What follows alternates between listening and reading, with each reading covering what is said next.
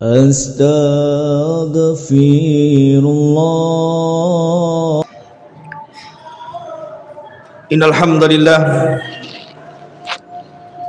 nahmaduhu wa nasta'inuhu wa nastaghfiruh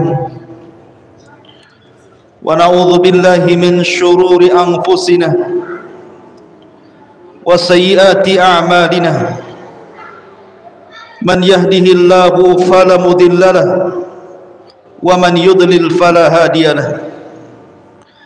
Asyhadu an la ilaha illallah wahdahu rabbi la syarika lahu wa asyhadu anna Muhammadan abduhu wa rasuluhu alladzi la nabiyya ba'dah.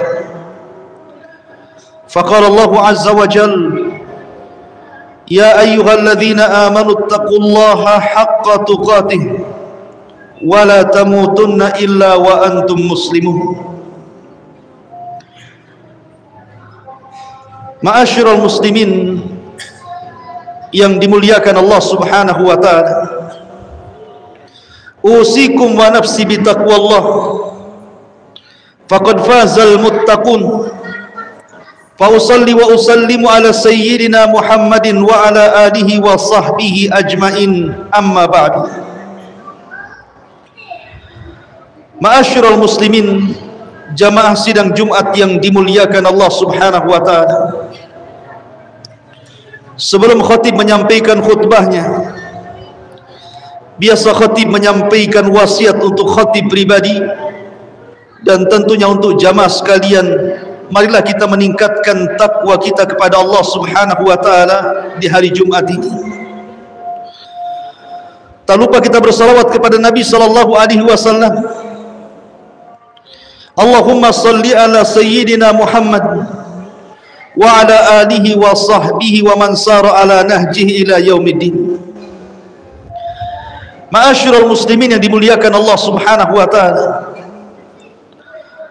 Allah Subhanahu wa taala berfirman tepatnya dalam surah At-Taubah, atau tepatnya lagi pada ayat ke-36 dalam surah At-Taubah. A'udzu billahi minasyaitonir rajim. Bismillahirrahmanirrahim. Inna iddatash syuhuri indallahi 12 syahran fi kitabillah yauma khalaqas samawati wal ard minha arba'atun hurum dzalikad dinul qayyim fala tadlimu fihinna anfusakum. Allah Subhanahu wa taala berfirman, sesungguhnya bilangan bulan dalam setahun itu jumlahnya 12 bulan tatkala Allah menciptakan langit dan bumi. Itulah agama Allah yang lurus. Oleh karena itulah maka jangan pernah kalian melakukan kezaliman di 4 bulan dari 12 bulan yang Allah sudah tentukan, yang disebut dengan Ashhurul Hurum, bulan-bulan mulia. Minha arba'atun hurum, dari 12 bulan itu ada 4 bulan mulia yang disebut dengan Ashhurul Hurum. Nabi SAW ketika menjelaskan makna arba'atun hurum, 4 bulan yang disebut dengan bulan-bulan mulia tersebut, kata Nabi SAW, salasatun mutawaliyatun Dzulqa'dati wa Dzulhijjati wal Muharram war Rajabul Mudhar bainal Jumada wa Sya'ban. Yang dimaksud 4 bulan yang mulia dan suci itu, kata Nabi SAW, letaknya 3 berturut-turut dan 1 terpisah. Adapun yang berturut-turut, pertama bulan Dzulqa'dah, dan sekarang kita berada di bulan Dzulqa'dah. Kemudian bulan Dzulhijjah, kemudian bulan Muharram, dan ini berturut-turut. Dzulqa'dah, Dzulhijjah, Muharram, ini bulan-bulan mulia. Dan 1 terpisah, kata Nabi SAW, bulan Rajab, bulan di antara Jumadil Akhir dan juga bulan Sya'ban. Artinya kita berada di bulan hurum, bulan yang sangat mulia. Maka siapapun yang memuliakan bulan-bulan hurum, maka Allah Subhanahu wa taala akan muliakan dia. Dan siapapun yang menghina atau merendahkan bulan-bulan hurum, maka jangan salahkan kalau Allah Subhanahu wa taala merendahkannya. Ma'asyiral muslimin yang dimuliakan Allah Azza wa Jalla, dari bulan-bulan hurum atau bulan-bulan suci ini, tentu yang paling utama dan yang paling afdal adalah bulan Dzulhijjah. Maka pada kesempatan khutbah kali ini kita akan membicarakan tentang fadlu syahri Dzulhijjah, keutamaan bulan Dzulhijjah, bulan yang jatuh setelah bulan Dzulqa'dah. Artinya kita berada di permulaan bulan Dzulqa'dah, dan setelah bulan Dzulqa'dah ini kita akan menghadapi bulan Dzulhijjah. Kenapa saya tertarik ingin menjelaskan keutamaan bulan Dzulhijjah? Karena di bulan Dzulhijjah ini ada hari-hari di dalam dunia yang jauh lebih baik dibandingkan hari-hari yang lainnya, yang disebut dengan Ashru Dzulhijjah, 10 awal bulan Dzulhijjah. Ma'asyiral muslimin yang dimuliakan Allah Subhanahu wa taala, Abdullah ibn Abbas radhiyallahu anhuma meriwayatkan sebuah hadis dari Nabi sallallahu alaihi wasallam, "Ma min ayyamin al-'amalu as-salihu ahabbu ila Allah min hadhihi al-ayyam al-ashr." Qalu ya Rasulullah, wala al-jihad fi sabilillah. Qala wala al-jihad fi sabilillah illa kharaja rajulun bi nafsihi wa mali wa lam yarji min dhalika bi syai'in. Kata Nabi sallallahu alaihi wasallam, tidak ada hari-hari dalam setahun yang kalau kita beramal saleh lebih dicintai oleh Allah dibandingkan orang yang beramal saleh di hari-hari yang 10 ini. Maksudnya 10 awal bulan Dzulhijjah. Kemudian sahabat bertanya kepada Nabi sallallahu alaihi wasallam, "Rasul, apakah orang yang beramal saleh di 10 awal bulan Dzulhijjah itu pahalanya sama dengan orang yang berjihad?" Kata Nabi sallallahu alaihi wasallam, tidak. Bahkan orang yang beramal saleh di 10 awal bulan Dzulhijjah jauh lebih istimewa dibandingkan orang yang berjihad di jalan Allah Subhanahu wa taala. Kecuali kalau seandainya orang yang berjihad ini keluar membawa jiwanya, keluar membawa hartanya, kemudian tidak kembali alias mati syahid, baru sebanding pahalanya. Ma'asyiral muslimin yang dimuliakan Allah Azza wa Jalla, perhatikan hadis Abdullah ibn Abbas radhiyallahu anhu ini. Bagaimana Nabi sallallahu alaihi wasallam membandingkan satu amalan yang Anda lakukan di 10 awal bulan Dzulhijjah sama dengan orang yang mati syahid. Artinya kalau orang hanya berjihad saja, berperang di jalan Allah, tapi masih pulang membawa jiwa dan raganya, berarti tidak sebanding pahala orang yang beramal di permulaan bulan Dzulhijjah jauh lebih besar dibandingkan orang yang berangkat berjihad, berperang walaupun meregang nyawa. Kenapa para sahabat Nabi sallallahu alaihi wasallam membandingkan amalan di 10 awal bulan Dzulhijjah dengan pahala jihad? Bukankah amalan selain jihad itu banyak? Seperti salat, puasa, zakat, haji atau yang lainnya. Karena di mata para sahabat tidak ada amalan yang jauh lebih mulia, yang merupakan sanamul Islam, puncak daripada Islam, melebihi jihad di jalan Allah Subhanahu wa taala. Makanya Nabi sallallahu alaihi wasallam bersabda, "Ra'sul amri al-Islam wa amuduhu as-salah wa dirwatus sanamihil jihadu fi sabilillah." Pokok urusan hidup manusia adalah Islam, dan tiangnya salat, dan puncak urusan dalam Islam adalah berjihad di jalan Allah Subhanahu wa taala. Jihad yang merupakan sanamul Islam, puncak daripada ketinggian Islam, rupanya tidak lebih besar pahalanya dibandingkan orang yang beramal di 10 awal bulan Dzulhijjah. Jadi kalau seandainya kita nanti sampai di 10 awal bulan Dhul Hijjah, dari tanggal 1 Dhul Hijjah sampai tanggal 10 Dhul Hijjah, Anda membaca Al-Quran walaupun 1 lembar, maka bacaan Quran 1 lembar Anda pahalanya sama dengan orang yang mati syahid. Kalau Anda kemudian bersedekah walaupun hanya 10.000, tetapi Anda sedekahkan di permulaan Dhul Hijjah sampai ke tanggal 10 Dhul Hijjah, berarti pahalanya sama dengan orang yang mati syahid. Kalau Anda berzikir mengucapkan subhanallah walhamdulillah wa la ilaha illallah Allahu akbar, memperbanyak tasbih, tahlil dan tahmid, maka zikir Anda pahalanya sama dengan orang yang mati syahid. Artinya bahwa orang yang menghendaki memiliki pahala mati syahid tidak mesti harus berjihad. Cukup menanti tanggal 1 bulan Dhul Hijjah sampai tanggal 10 bulan Dhul Hijjah, kita akan meraih sebanyak-banyaknya pahala orang yang mati syahid. Itulah wajar Nabi SAW sampai mengatakan, fadlu ayyamid dunya ayyamu ashrin. Keutamaan hari-hari dalam dunia ini ada pada hari-hari yang ke-10, maksudnya 10 awal bulan Dhul Hijjah. Ma'asyiral muslimin yang dimuliakan Allah Subhanahu wa taala, bukan hanya umat Islam yang memuliakan 10 awal bulan Dhul Hijjah, tapi umat dulu juga sama.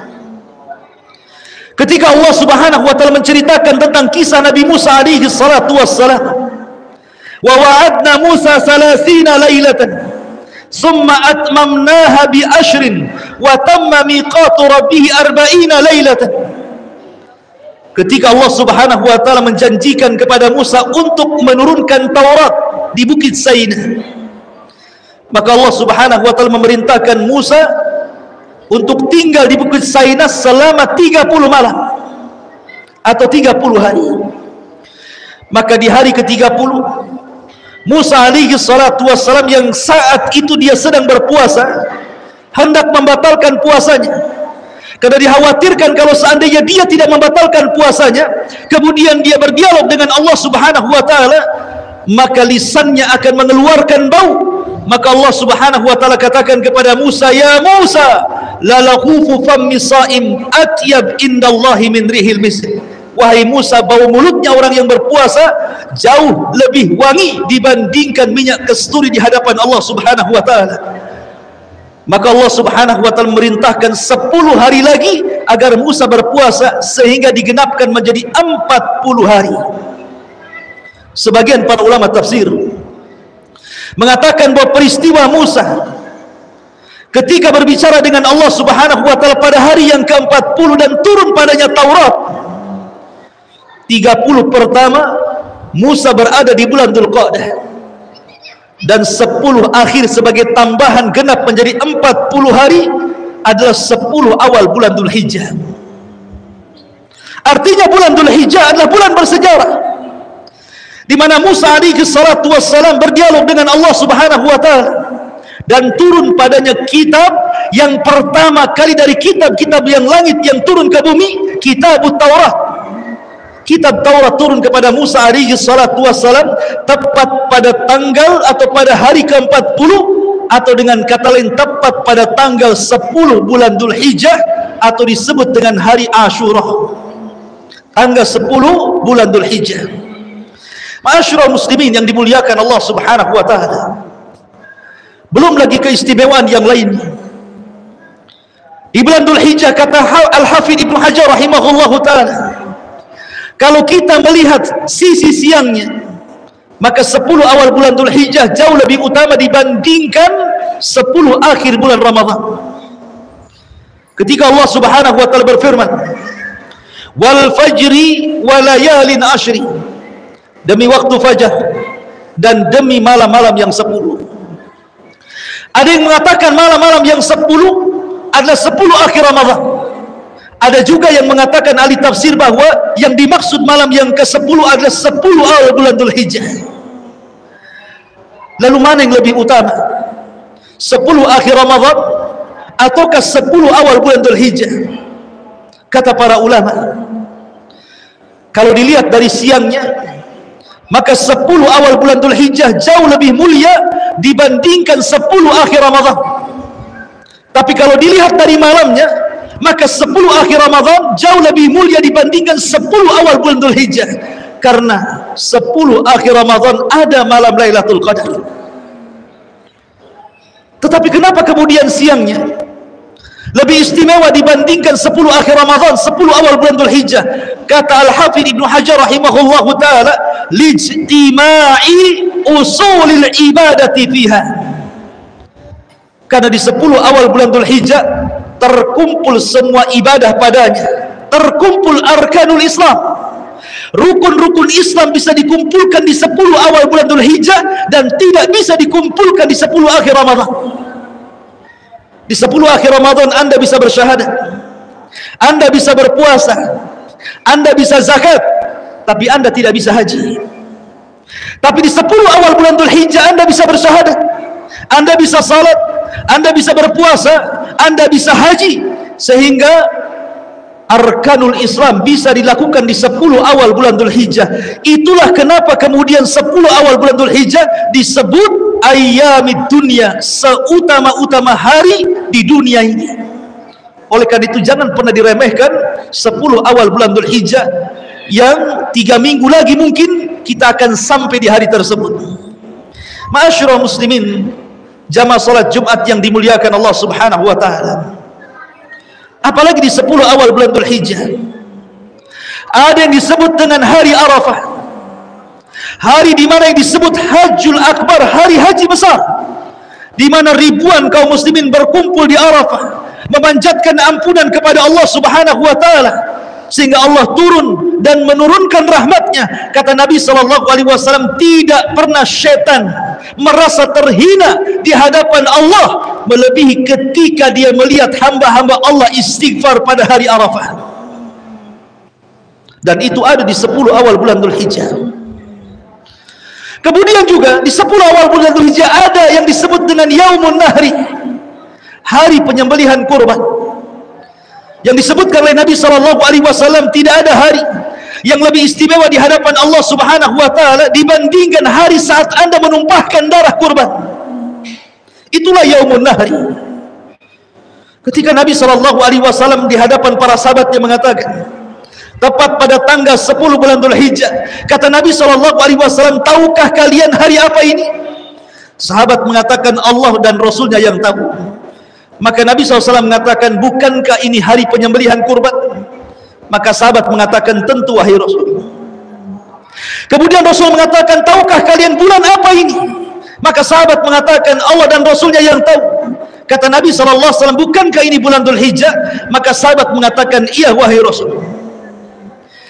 Kemudian Nabi SAW mengatakan, tahukah kalian tempat ini maksudnya Al-Haram? Maka kemudian sahabat mengatakan, Allah dan Rasul yang tahu. Maka Rasul mengatakan, bukankah ini Baladul Haram? Maka Nabi SAW mengatakan, inna dima'akum wa amwalakum wa a'radakum haramun ka hurmati yaumikum hadha fi syahrikum hadha fi baladikum hadha. Kata Nabi SAW, ingatlah darah-darah kalian, harta-harta kalian, kehormatan kalian haram untuk ditumpahkan, untuk diambil, untuk dirobek, seperti haramnya hari ini maksudnya hari Arafah, seperti haramnya bulan ini maksudnya bulan Dzulhijjah, seperti haramnya negeri ini maksudnya Baladul Haram, Makkah Al-Mukarramah. Itulah keutamaan 10 awal bulan Dzulhijjah. Oleh karena itu, ma'asyiral muslimin yang dimuliakan Allah Subhanahu wa taala, apa yang harus kita hadapi? Apa yang harus kita siapkan untuk menjelang 10 awal bulan Dzulhijjah? Yang pertama, bertobatlah kepada Allah Subhanahu wa taala. Yang kedua, jauhi dosa. Karena siapapun yang melakukan perbuatan dosa di bulan-bulan suci Dzulqa'dah, Dzulhijjah dan Muharram, maka dosanya atau besar dosanya akan dilipat gandakan dibandingkan Anda melakukan dosa di luar bulan-bulan suci. Kalau seandainya di bulan ini, bulan Dzulqa'dah atau nanti bulan Dzulhijjah, Anda melakukan dusta, berdosa, ghibah berdosa, hasad berdosa, Tapi kalau seandainya dilakukan di bulan Dzulqa'dah, Dzulhijjah ataupun Muharram, maka dosa ghibah jauh lebih besar, dosa dusta jauh lebih besar, dosa hasad jauh lebih besar, dan begitu seterusnya. Tapi sebaliknya, orang yang banyak mengamalkan amalan saleh, orang yang banyak membaca Al-Quran, bersedekah dan melakukan amal saleh apapun di bulan-bulan suci ini, kata Qatadah Ibn Di'amah rahimahullahu ta'ala, maka pahalanya akan dilipat gandakan dibandingkan anda melakukan amal saleh di bulan-bulan yang lainnya. Barakallahu fikum, aqulu ma tasma'un, aqulu qawli hadha wastaghfiru innahu huwal ghafurur rahim.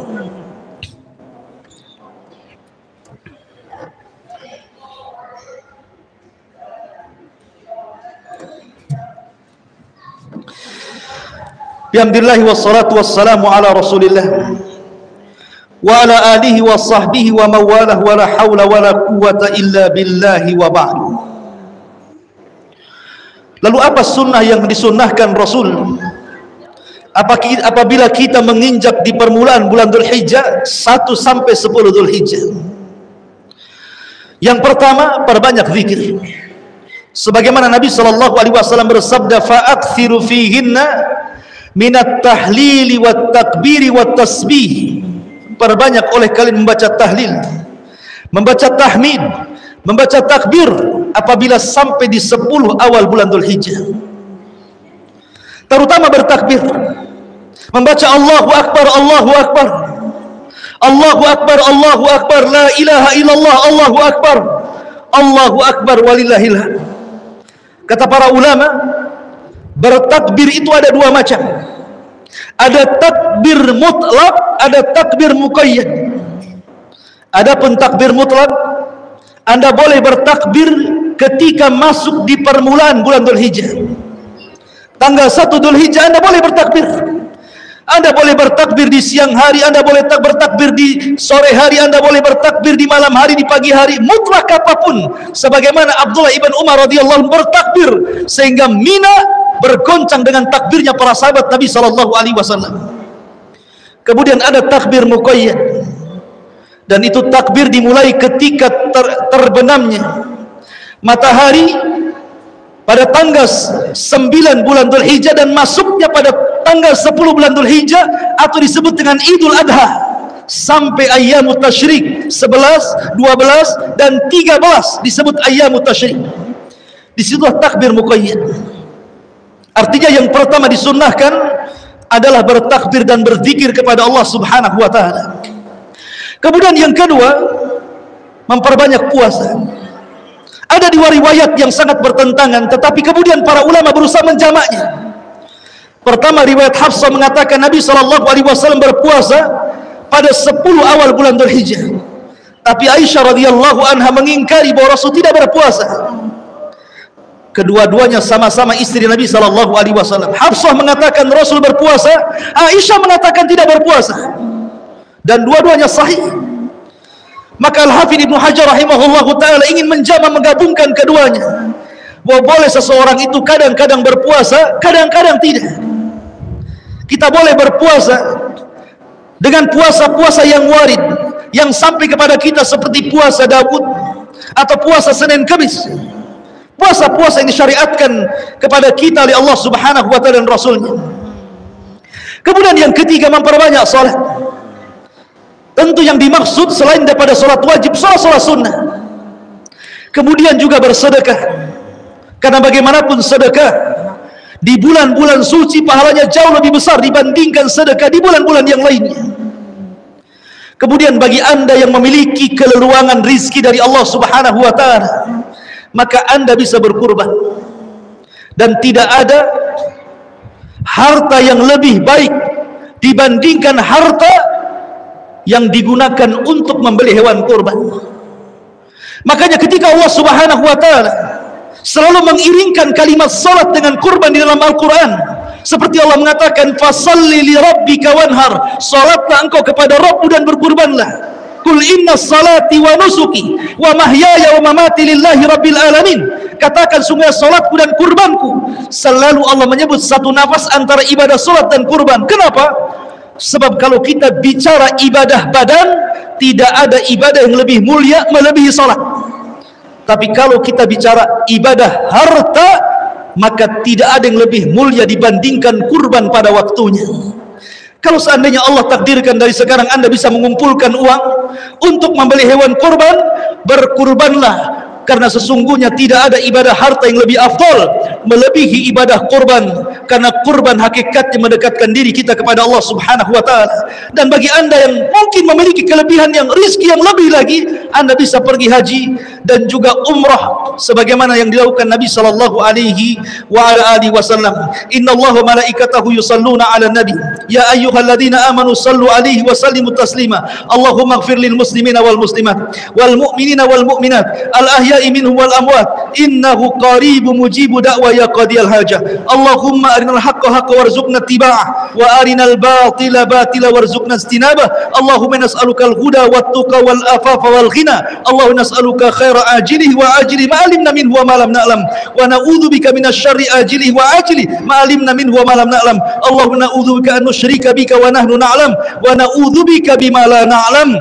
Allahumma rabbana zalamna anfusana wa illam taghfir lana wa tarhamna lanakunanna minal khasirin. Rabbana atina fid dunya hasanah wa fil akhirati hasanah wa qina adzaban nar. Wa sallallahu ala sayyidina Muhammadin wa ala alihi wa sahbihi ajmain. Qumu lis salatil jum'ah rahimakumullah.